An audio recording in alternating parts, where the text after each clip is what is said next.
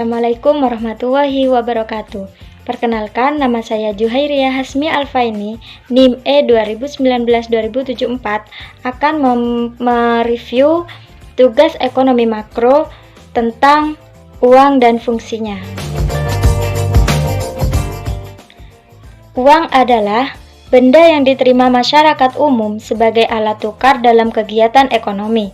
Sebelum adanya uang, masyarakat zaman dulu melakukan jual beli menggunakan emas atau perak, atau bahkan barter, menukar barang dengan barang yang lain.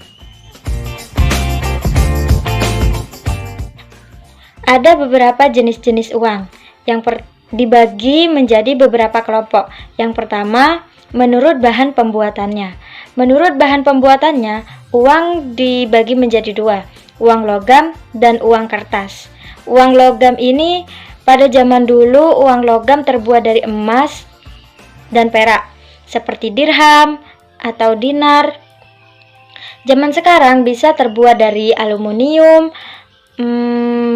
stainless, kuningan, dan sebagainya. Yang kedua, jenis-jenis uang menurut lembaga yang mengeluarkan. Yang pertama, uang kartal, yakni uang logam atau kertas yang kita lihat biasanya dan dikeluarkan oleh Bank Indonesia. Yang kedua, uang giral, yakni seperti cek dan sebagainya yang biasa dikeluarkan oleh bank-bank.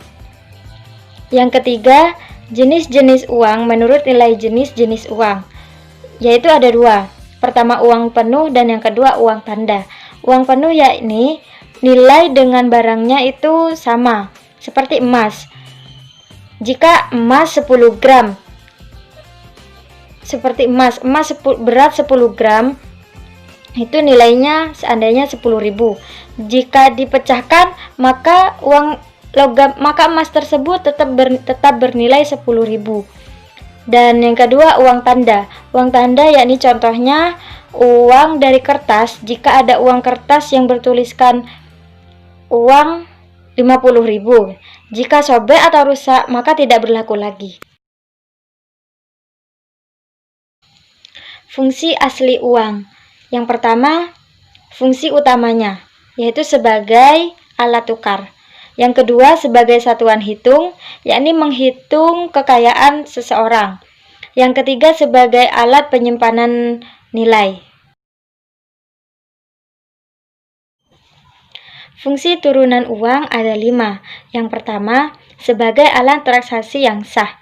Seperti kita melakukan jual beli, maka uang adalah transaksi yang sah.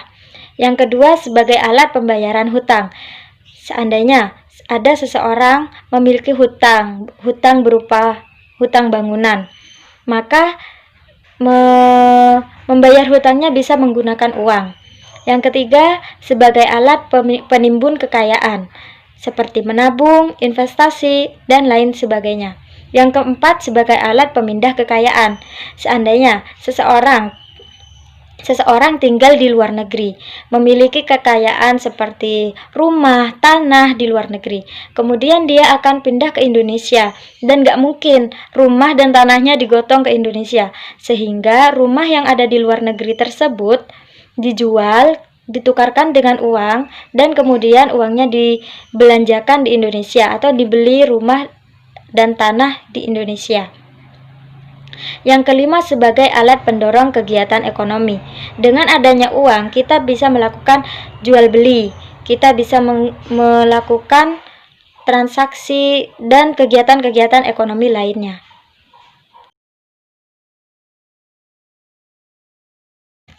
Fungsi uang menurut ekonomi Islam.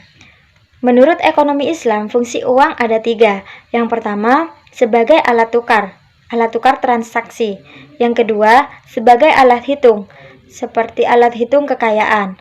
Yang ketiga, sebagai alat penyimpanan Sekian review dari saya, kurang dan lebihnya mohon maaf sebesar-besarnya. Wabillahi taufik wal hidayah. Wassalamualaikum warahmatullahi wabarakatuh.